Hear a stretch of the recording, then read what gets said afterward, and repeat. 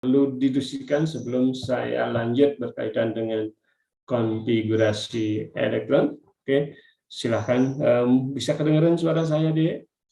Bisa, Pak. Oke. Ya, biar akses internetnya jalan lancar, video saya akan saya matikan. Oke, silahkan, Dek, kalau ada pertanyaan atau yang perlu diskusikan, seperti biasa.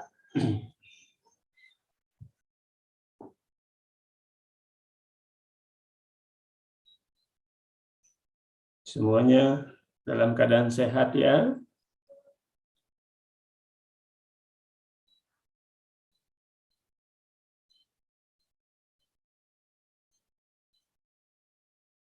Silakan adik-adik kalau ada yang perlu didiskusikan, kalau ada yang belum dimengerti, baik itu teori ya, bahan perkuliahan yang sudah diberikan maupun soal-soal, ya mudah-mudahan kita bisa kita jawab bersama, kira-kira seperti itu ya. Oke. Silakan adik-adik. Atau saya lanjut dulu atau bagaimana?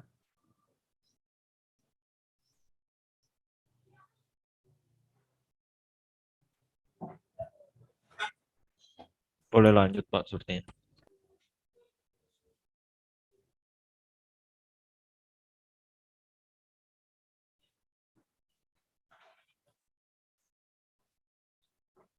Oke, bagaimana, Dek?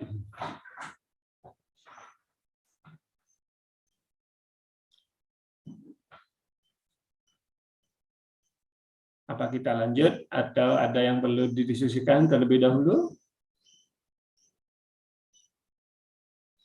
Mungkin lanjut dulu, Pak. Lanjut ya, oke. Oke, saya lanjut dulu ya, biar selesaikan dulu konfigurasi elektron. Oke, saya share dulu materinya. Oke.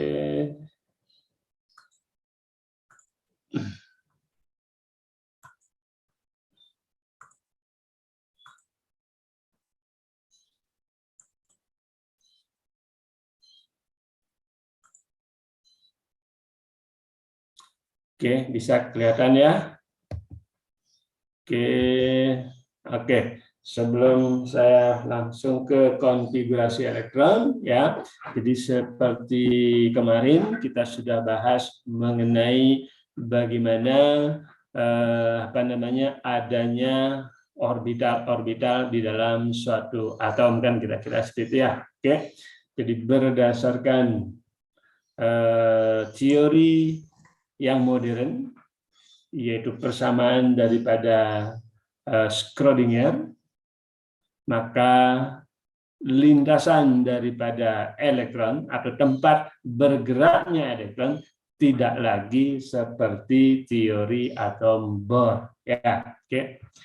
Jadi di sana nanti ada gerakan daripada elektron sebagai partikel, dan karena bisa juga bergerak sebagai gelombang, maka lintasan daripada teori atom Bohr itu nanti akan merupakan suatu daerah di mana kita bisa menemukan adanya elektron, kan kira-kira seperti ya. Ya, bagaimana pergerakannya? Ya, sekali lagi bagaimana pergerakannya? Ya kita tidak tahu. Yang tahu adalah yaitu bagaimana kita menemukan keberadaan daripada elektron, dalam suatu kulit kalau menurut teori Bohr, kalau teori mekanika gelombang yaitu dalam suatu daerah, karena kita menyatakan suatu daerah sekarang ya, di mana dari ketiga solusi yang diberikan oleh persamaan Schrödinger, yaitu ada nanti istilah bilangan kuantum utama yang nanti akan menentukan besarnya energi setiap lintasan atau daerah tertentu, atau yang menentukan jarak daripada elektron rata-rata terhadap inti, ya itu bilangan kuantum utama yang nilainya dari n sama dengan 1, 2 dan seterusnya sebagai bilangan bulat. Oke. Kemudian yang kedua adalah yaitu bilangan kuantum azimut atau bilangan kuantum sudut, dan nanti itu akan menentukan bentuk daripada suatu orbital. Ya, bentuknya bagaimana? Apakah ada bentuknya seperti bola yang tidak memiliki arah? Oke, yang arahnya nanti akan berkaitan dengan bilangan kuantum magnetik, yaitu ML, yang nilainya nanti dari plus minus nilai L, kan kita ya.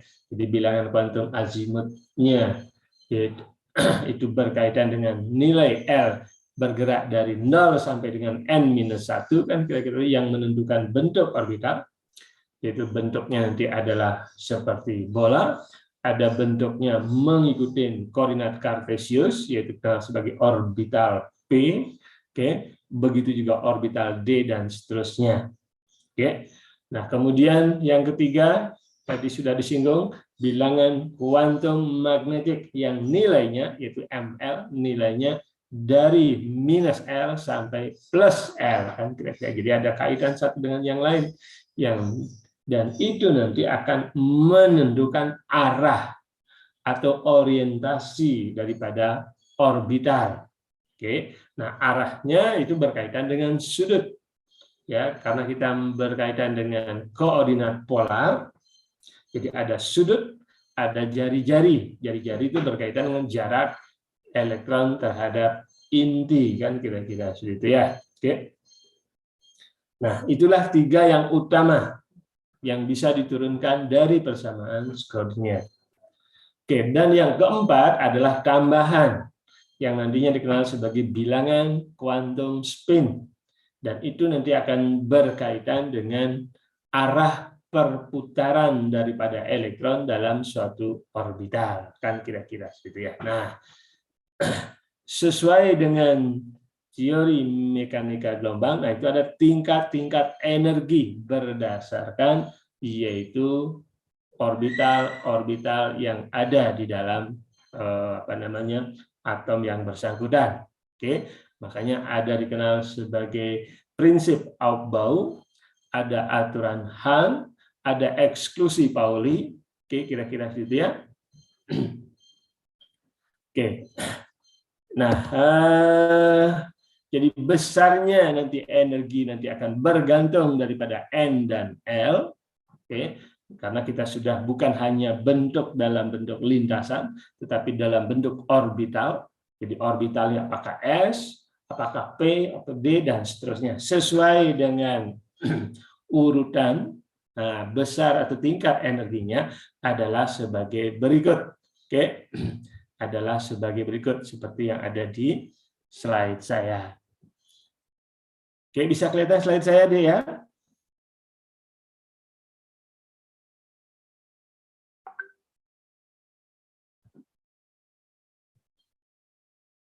Bisa kelihatan slide saya deh, bisa dikonfirmasi? Bisa ya?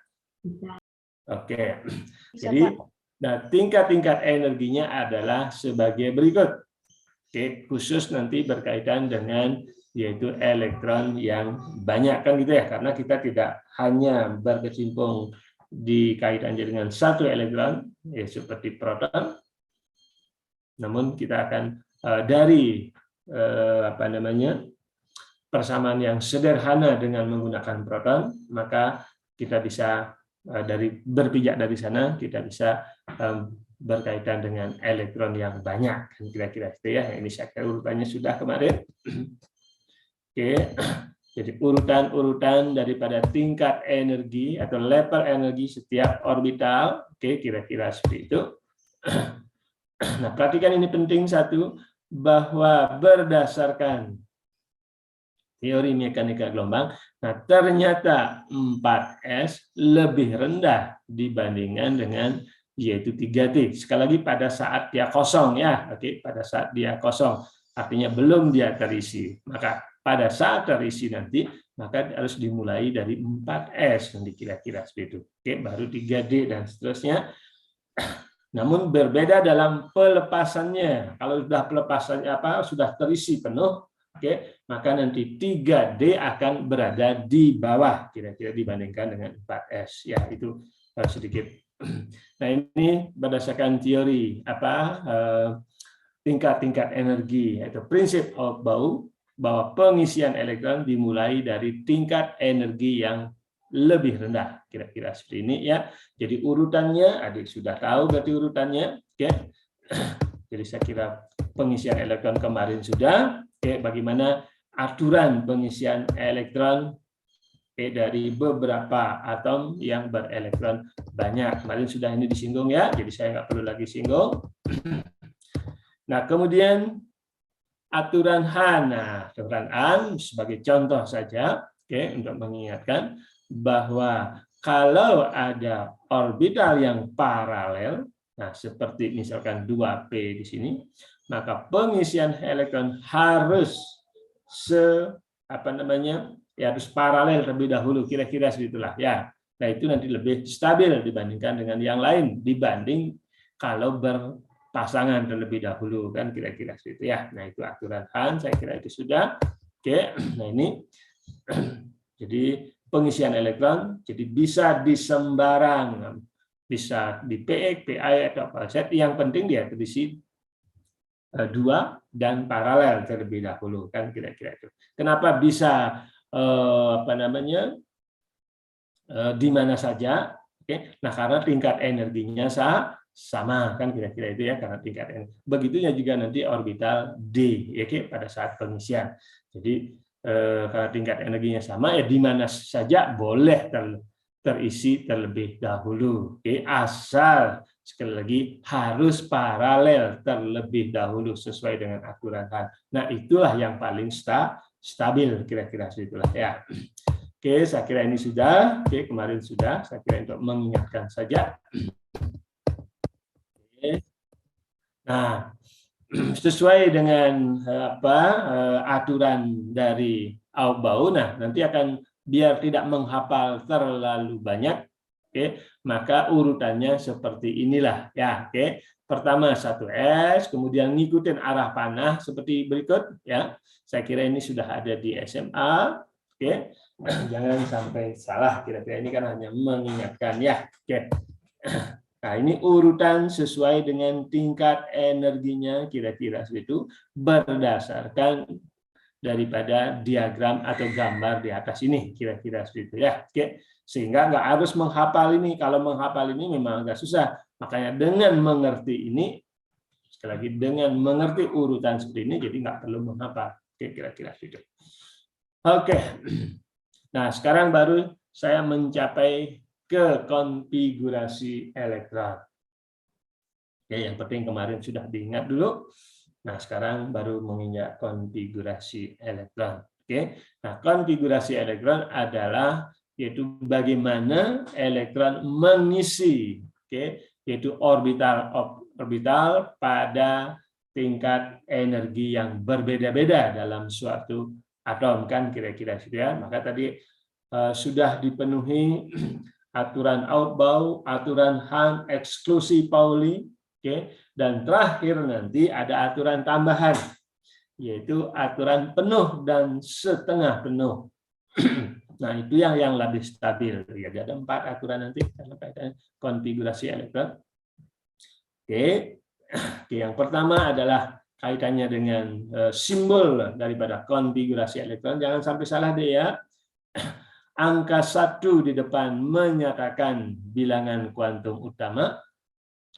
Kemudian kaitannya dengan simbol daripada jenis orbital, yaitu menyatakan bilangan kuantum azimutnya, oke, bilangan kuantum anguler. Sedangkan 1 elektron di sini menyatakan jumlah elektron, oke, dalam suatu orbital atau kaitannya dengan subkulit, kira-kira situlah ya. Oke, ya, jangan sampai salah. Sekali lagi saya hanya mengingatkan sini. Jadi simbol daripada konfigurasi elektron yang paling sederhana, yaitu ada bilangan kuantum utamanya, yaitu angka di depan. Kemudian simbol SPDF itu kaitannya dengan simbol dari bilangan kuantum azimutnya yang menyatakan L, di mana L sama dengan 0 berarti orbital S, L sama dengan 1 berarti orbital P, ya, sesuai dengan apa namanya tingkat energinya, di mana P nanti ada 3 dengan tingkat energi yang sama, PX, PI, dan PZ. Oke. Kemudian angka 1 di belakang dan agak ke atas, sekali lagi. Nah, ini menyatakan jumlah elektron dalam suatu orbital. Bisa 1, bisa 2, sesuai dengan apa namanya, bahwa maksimum suatu orbital bisa diisi oleh elektron sebanyak 2 buah, kan gitu ya, sesuai dengan bahwa tidak mungkin 2 elektron memiliki keempat bilangan kuantum yang sama, kan kira-kira ya, karena eksklusi Pauli. Oke.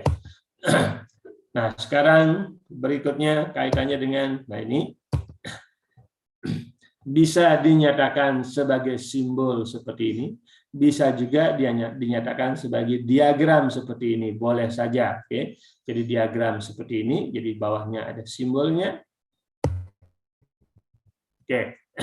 Sekarang coba adik buat bagaimana konfigurasi elektron daripada logam Mg.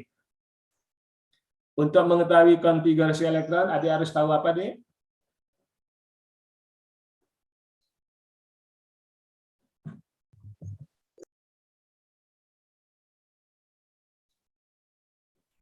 Ada Austin, Gabriel. Siapa? Untuk mengetahui pengisian kaitannya dengan konfigurasi elektron, ya, harus apa diketahui terlebih dahulu?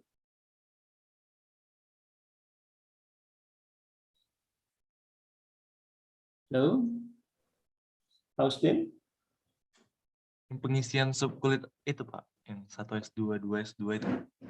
Oke, saya ulang pertanyaan lagi. Sebelum mengisi kaitannya dengan konfigurasi elektron, contohnya misalkan Mg, misalkan, apa yang harus diketahui terlebih dahulu? Elektron valensinya, Pak. Bukan elektron valensi. Untuk pengisian konfigurasi elektron, contohnya di sini kan disuruh Mg. Apa yang diketahui terlebih dahulu? Ayo. Nomor atom, Pak. Nomor atom. Ya, nomor atom, nilai Z. Nilai Z menyatakan jumlah proton. Kalau jumlah protonnya sudah tahu, kita tahu jumlah elektron. Oke, jumlah elektron total. Nah, dari jumlah elektron itulah baru kita bisa mengisi konfigurasi elektron. Ya, oke, itu yang penting-penting ya. Jadi tahapannya, nah nanti kalau konfigurasi elektron sudah tahu, baru kita bisa mengetahui elektron valensi. Ini kaitannya. Kalau elektron valensi sudah diketahui, baru kita mengerti apakah nanti atom tersebut reaktif, artinya mudah mengeluarkan elektron, atau mudah menangkap elektron, dan kaitannya nanti dalam susunan berkala. Nanti kita lihat lagi ya. Jadi bagaimana konfigurasi elektron Mg? Nah, seperti ini harus tahu nomor atom.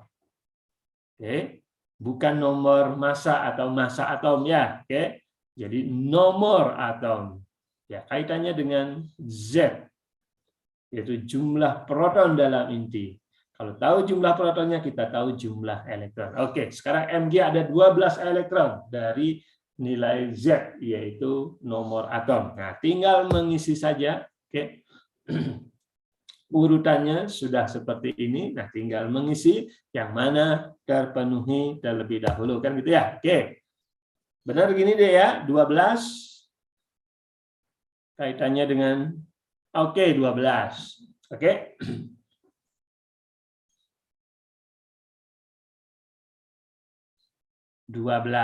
Nah, sekarang coba perhatikan untuk Mg berdasarkan ini langsung saja ya. Coba Muhammad Abdul ada? Iya, Pak. Oke, bagaimana konfigurasi elektronnya ini, sudah benar atau salah?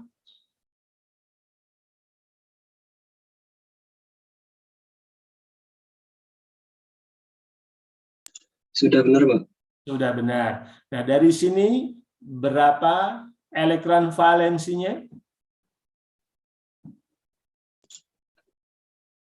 2, Pak.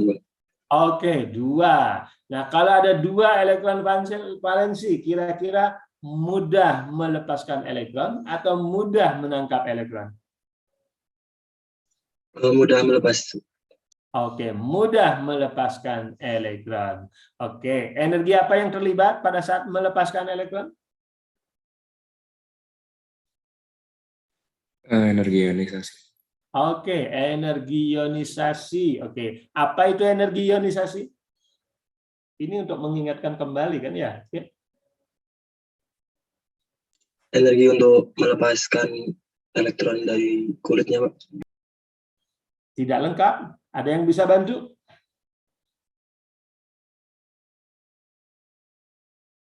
Ayo, siapa yang bisa bantu? Altap, ada altap? Ya, Pak. Oke, bisa bantu apa itu energi ionisasi?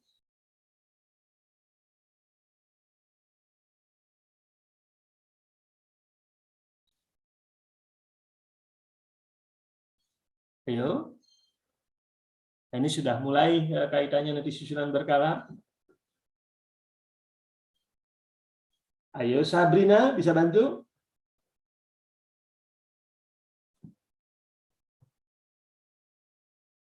Ada Sabrina? Ada, Pak. Oke, bisa bantu apa itu energi ionisasi? Energi yang dibutuhkan untuk melepas sel elektron. Belum lengkap, masih sama dengan yang sebelumnya. Oke, coba bantu Rizky Abdillah.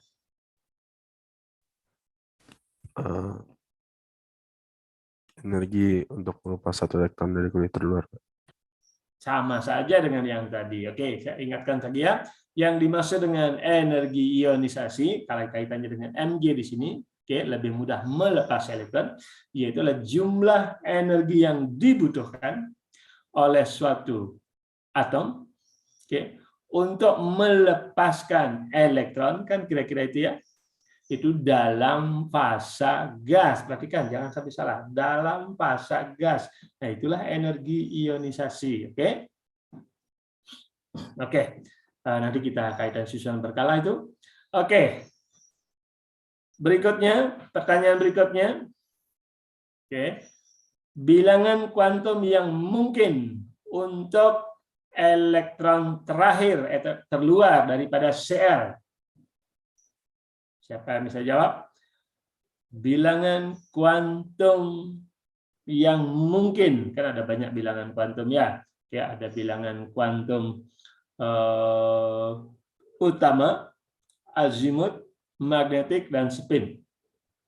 Yang mungkin untuk elektron terluar daripada Cl. Utamanya 3 ya, Pak. Kenapa? Utamanya 3, oke. Bilangan kuantum utama N sama dengan 3, oke. Apalagi? L-nya 1. L-nya 1, oke. Terus?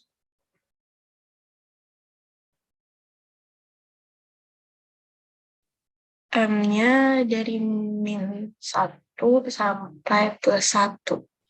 ML-nya, oke. Terus?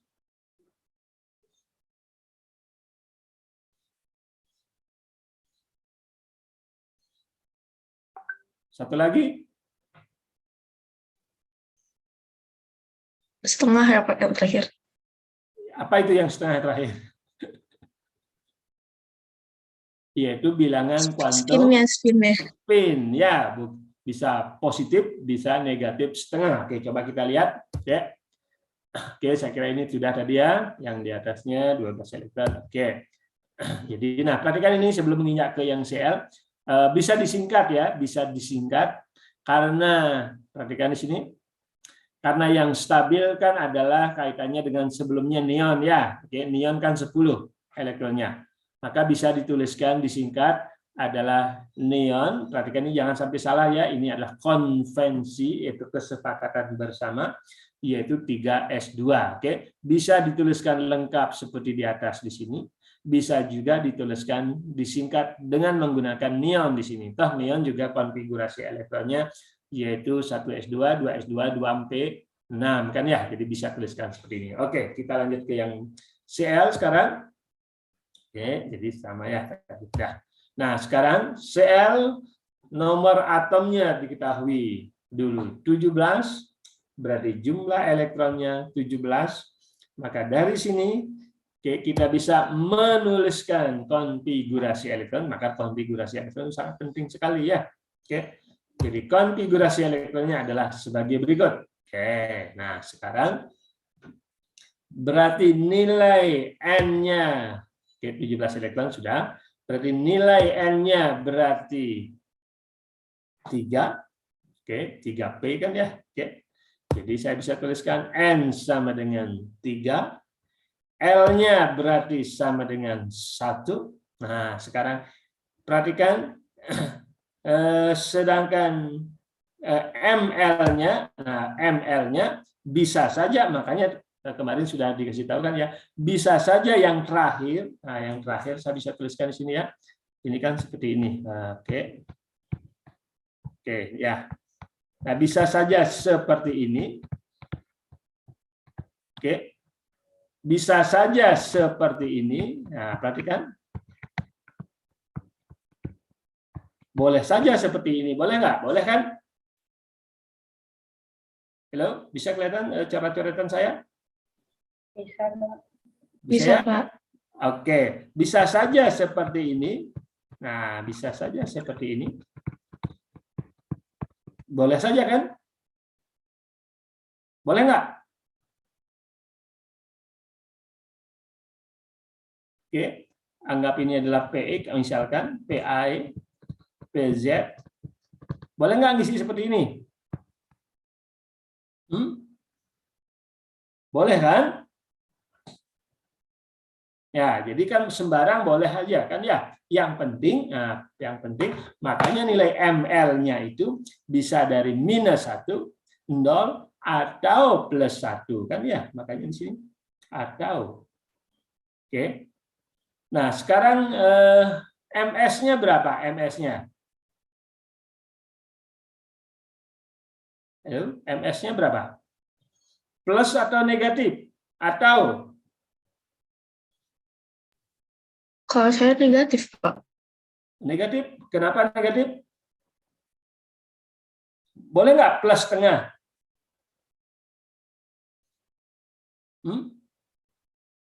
Kalau MS-nya? Nah, ini kan bisa plus, bisa. Ini kan tadi sudah saya tuliskan ya. Bisa ke atas, bisa juga ke bawah, oke? Atau yang di sini bisa ke atas, bisa juga ke bawah. Makanya di sini plus setengah atau minus setengah. Bisa ngikutin deh. Halo? Pak Mantri, maaf saya interupsi sebentar, Pak. Silakan. Ini saya Adi Nugraha, Pak. Tadi pagi saya udah join Zoom meeting-nya juga, tepat waktu, juga sudah submit tandai hadir. Tapi setelah saya cek ulang ternyata kenapa status mahasiswa saya masih absennya tidak 100%, Pak.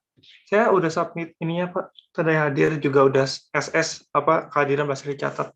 Oke, yang tidak tercatat yang hari apa? Hari sekarang atau kemarin? Sepertinya hari sekarang, Pak. Saya ada SS, saya udah tandai hadir, Pak. Ada SS kehadiran masih dicatatnya. Pukul berapa mengisi absensi? Tadi mungkin sekitar pukul 7.10 sampai 7.20, Pak. Saya tidak terlalu ingat. Oke, seharusnya sih kalau 7.10 sampai 7.20 nggak masalah. Kalau lebih dari 7.25 itu baru biasanya sudah udah otomatis dari komputernya di sana sudah berhenti. Oke. Nah, ada juga temennya kemarin udah mengisi katanya tapi kok nggak ada namanya gitu ya. Nah, barangkali tolong dicek, biasanya harus menggunakan gunakan Chrome yang terbaru, coba diulang nanti ya. Oke, nanti kirim aja Adi Nugraha WA ke saya ya. Oke, nomor NIM dan nama ya dengan alasan. Oke, bisa ya? Baik Pak, terima kasih banyak ya Pak. Oke. Tolong silakan deh, maksudnya yang kaitannya dengan tadi ini konfigurasi elektron. Oke. Jadi yang benar M-nya sama dengan 3, L-nya sama dengan 1. Nah, ML-nya bisa di sembarang tempat ini ya. Bisa -1 yang terakhir ya. Misalkan anggap aja misalkan yang terakhir itu salah satu yang terakhir ini kan ya. Oke. Bisa +1, bisa 0 kan kira-kira. MS-nya berapa? Nah, bisa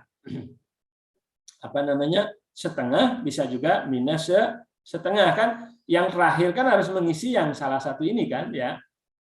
Kan harus yang yang kan kalau yang baru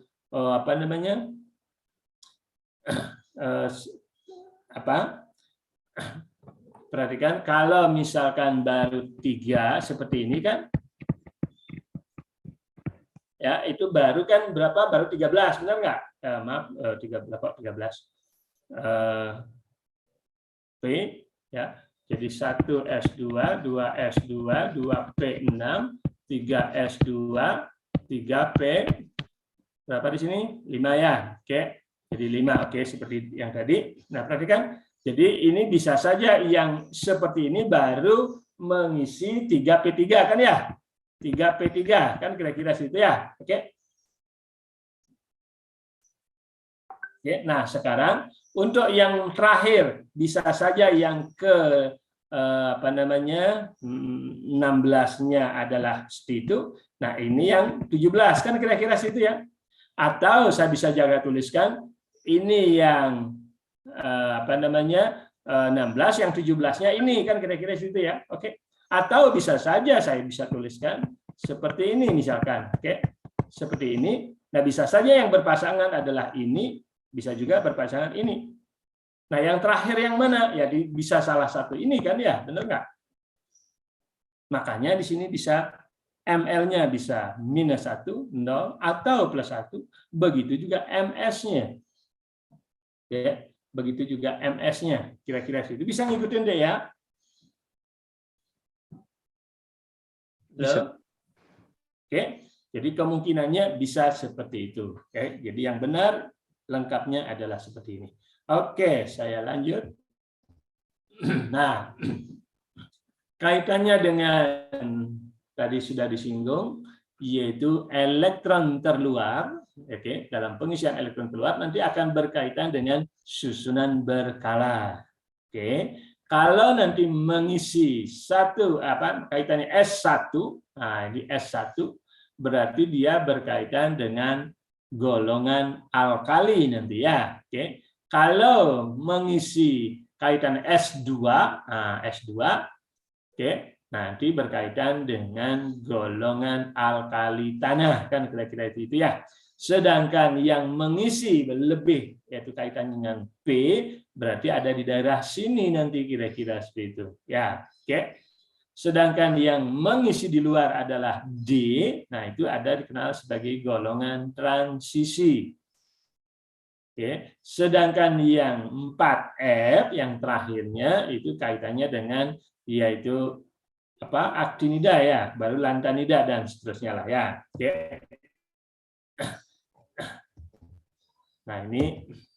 Nah, sebentar saya coba kasih. Nah, ini kaitannya dengan sebelum menginjak itu saya coba berikan contoh lagi sebentar ya.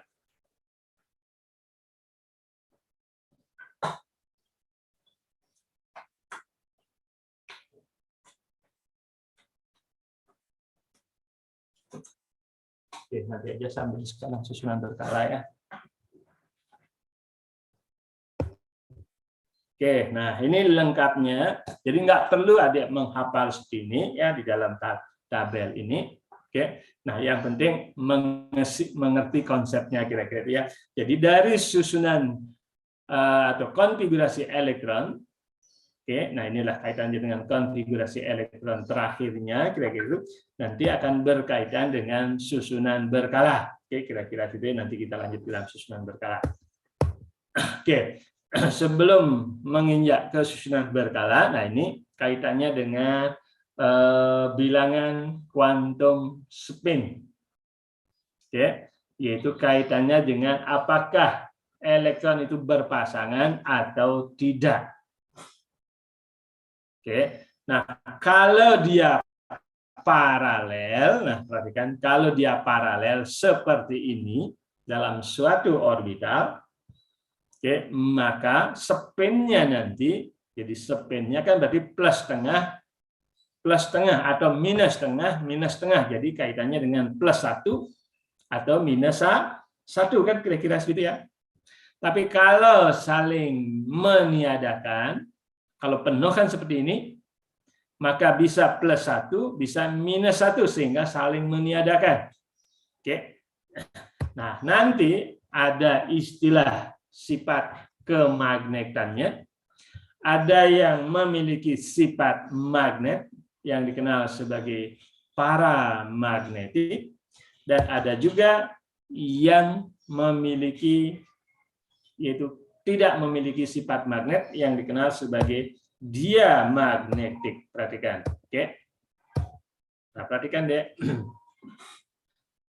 Khusus untuk yaitu orbital yang tingkat energinya sama, sebagai contoh misalkan apa namanya, konfigurasi elektron terakhirnya misalkan seperti ini.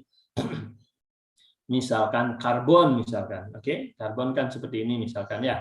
Jadi ada 2 elektron yang tidak berpasangan. Perhatikan, tidak berpasangan. Jadi dia paralel dia. Oke. Nah, atom yang memiliki apa namanya, elektron yang tidak berpasangan berarti memiliki sifat magnet.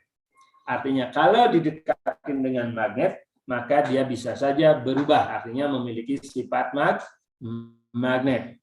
Nah, sifat atom yang seperti itu dikenal sebagai sifat paramagnetik. Oke.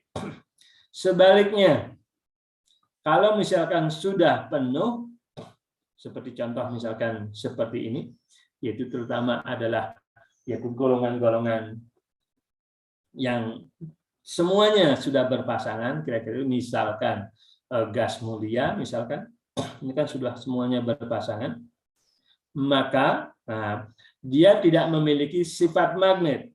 Artinya kalau didekatin dengan magnetik, dia tidak berpengaruh.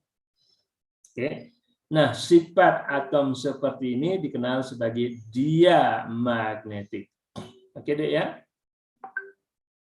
Nah, besarnya sifat magnetiknya dinyatakan sebagai rumus seperti ini. Mu itu nanti akan sama dengan yaitu akar N plus 1. Oke. N itu sama dengan jumlah elektron yang tidak berpasangan. Satuannya adalah Bohr magneton. Oke. Satuannya Bohr magneton. Magneton. Kira-kira situ. Bohr magneton. Oke, bisa ngikutin deh ya.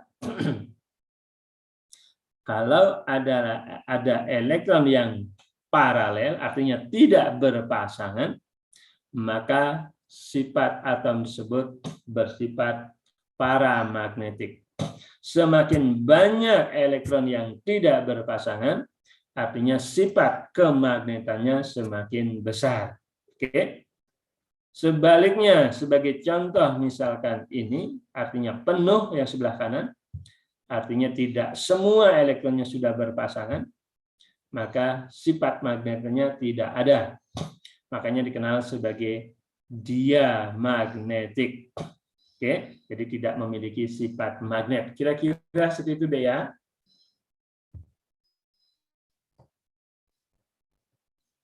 Oke, saya kira ini contoh bagaimana penemuan adanya helium ya. Oke. Oke, kaitannya dengan konfigurasi elektron, nanti kita akan lanjut kaitannya dengan susunan berkala. Silakan D kalau ada pertanyaan atau yang perlu didiskusikan kaitannya dengan struktur atom terlebih dahulu.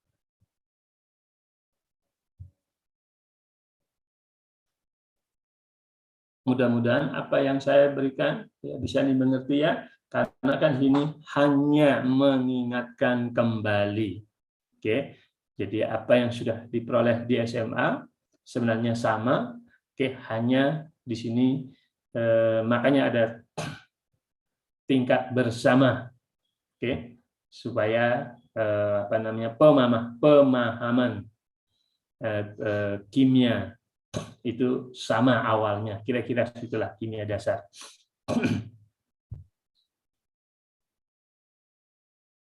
Silahkan deh kalau ada yang perlu didiskusikan atau yang perlu ditanyakan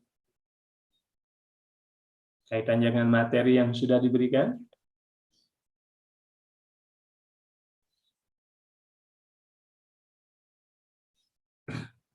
Tidak ada?